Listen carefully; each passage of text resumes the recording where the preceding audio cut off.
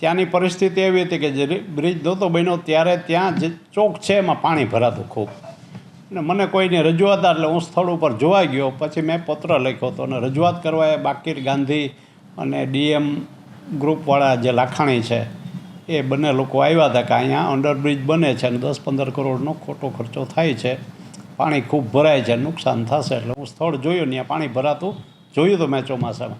મેં સરકારમાં એવી રજૂઆત કરી કે બિનજરૂરી આ ખર્ચો કરવાની જરૂર નથી, અહીંયા ઓલરેડી પાણી તો ભરાય છે, તો જો તમે આ બ્રિજ અંડરબ્રિજ બનાવશો તો પાણી વધારે નુકસાન થશે, એટલે પહેલાં આનું કંઈ સોલ્યુશન થાય એવું કરો, એવું મેં પત્ર લખ્યો. તો એ વાત સાચી છે.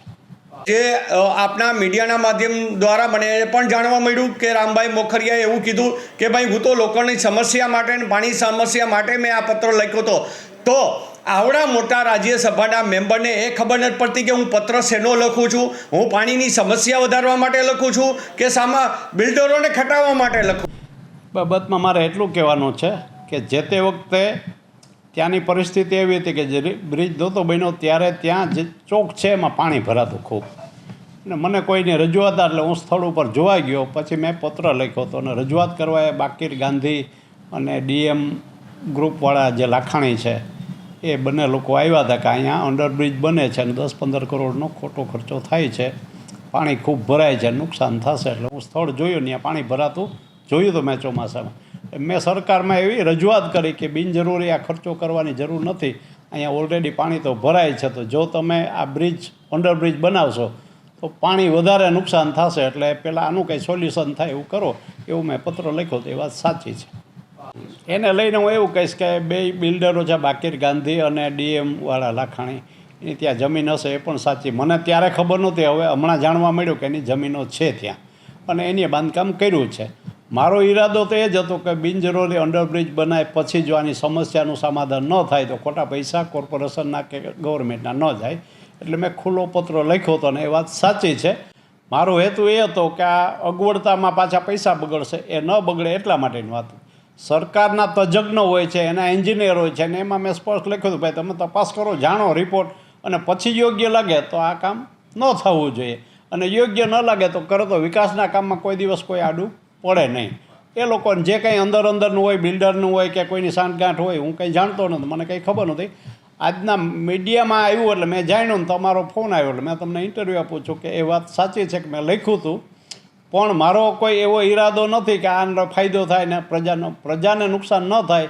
પ્રજા જે પાણીમાં અંદર પેલું થતું હતું એટલે ન થાય એટલા માટે. હવે જો સરકારને અને બીજા કોઈ અધિકારીઓને કે લાગે એવું કે આ ભાઈ બરાબર નથી ને પાણી ભરાય છે, એનો રસ્તો કરવો છે અને અંડરબ્રિજ થાય, તો હું એમાં સહમત છું.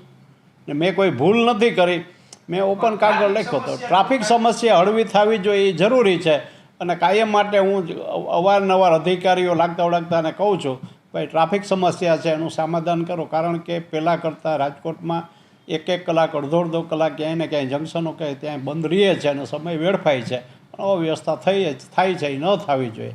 અને ત્યાં પણ મારું એ જ છે, માધાપર ચોકડી વર્ષોથી કેટલા ટાઈમ સુધી બ્રિજ બન્યો, ત્યાં મારી પોતાની પણ જગ્યા છે, મને મુશ્કેલી છે, તો મેં કોઈ રજૂઆત પણ પ્રજાના હિત માટે જે જરૂરી હોય એ આપણે કેવું છે ને એના માટે લખ્યું હતું. હવે સરકારને કે કોર્પોરેશનને કે જે કોઈને યોગ્ય લાગે કે ભાઈ આ બનાવવું જરૂરી છે તો બરાબર છે, ને એમ ક્યાંક નથી તો એને જવાબ. મેં મારી રજૂઆત માત્ર કોઈએ મને કીધું હતું બિલ્ડરોએ, અને એની ત્યાં જગ્યા હશે એ હું નહોતો જાણતો. એક લાખાણીની હતી મને ખબર હતી, બાકીરભાઈની છે કે નહીં હું જાણતો નહોતો, પણ મેં રજૂઆત કરી હતી. પણ પ્રજાના હિતમાં એ મારી રજૂઆત છે સાચી કે ખોટી એ તો સરકારે કે કોર્પોરેશને જોઈને પછી નિર્ણય લેતા હોય ને એની પાસે તજજ્ઞ હોય. હું કોઈ તજજ્ઞ માણસ નથી, કોઈ એન્જિનિયર નથી, પણ મેં સ્થળ ઉપર જે જોયું હતું એ મેં લખીને મોકલ્યું હતું. એનો અમલ કદાચ એને જે કંઈ કરવો હોય મારા કાગળને આધાર બનાવ્યો. હવે માનો કે મને એમ લાગે ને બધા પ્રજાને એવું લાગતું હોય કે કોઈ મને રજૂઆત કરે કે ભાઈ આ બરાબર નથી, તો હું એમાં સહમત છું કે ટ્રાફિક સમસ્યા પણ ન થવી જોઈએ અને ખોટા પૈસા પણ ન સરકારના વેડફાવા જોઈએ. અને કોઈને એકને એક કોન્ટ્રાક્ટરને કામ આપ્યા રાખે એ પણ વ્યાજબી વાત નથી. એમાં પણ કંઈક સુધારા થવા જોઈએ. ક્યાંક બ્લેકલિસ્ટ હોય ને અહીંયા વ્યાજબી ન હોય છતાં કામ આપતા હોય, આવા કોઈ બાબતો હોય તો એમાં હું ક્યાંય કોઈની સાથે સહકારમાં નથી. હું કાયમ માટે મારું જે વલણ છે એ સ્પષ્ટ છે. ભ્રષ્ટાચાર થતો હોય એની હું વિરુદ્ધમાં છું. બહુ સ્પષ્ટ જ વાત છે કે એ માધાપર ચોકડીએ જે ઓવરબ્રિજ છે એ સમયે પણ એ જ વસ્તુ થઈ હતી કે બિલ્ડરોને ખટાવવા માટે જે ઓવરબ્રિજ 150 ફૂટ રિંગ રોડથી પેલી બાજુ લઈ જવાનો હતો, એના બદલે જામનગર રોડ ઉપર જ્યાં જે બાજુથી ટ્રાફિક ઓછો આવે છે એ બાજુ મૂકી દીધો. એટલે ત્યારે પણ બિલ્ડરોને ખટાવવા માટેની પરિસ્થિતિ કરેલી હતી અને એની સમસ્યા આજે આપણે પાણીની આ રાજકોટની જનતાએ ભોગવી રહી છે. ત્યારે હવે અંડરબ્રિજની વાત આવી તો અંડરબ્રિજને પણ કેન્સલ કરો. તો આટલા સમયથી તમે રૂપિયા ત્યાં કોન્ટ્રાક્ટરને આપી દીધા, કોન્ટ્રાક્ટર આટલા રૂપિયા વાપરી રહ્યા છે, એ પ્રોજેક્ટના પ્લાન બનાવવા માટેના લાખો રૂપિયાનો ખર્ચો કર્યો અને હવે ફરીથી એ અભેરાએ ચડાવી દેવાની અને એને એ પ્રોજેક્ટને પટ્ટો મૂકવાની જે વાત છે અને એની અંદર જે સાંસદોએ પત્ર લખ્યા છે એ સાંસદોની ક્યાંક ને ક્યાંક એ પણ એની અંદર ભાગીદાર બન્યા છે કે બિલ્ડરોને કેમ ખટાવવા.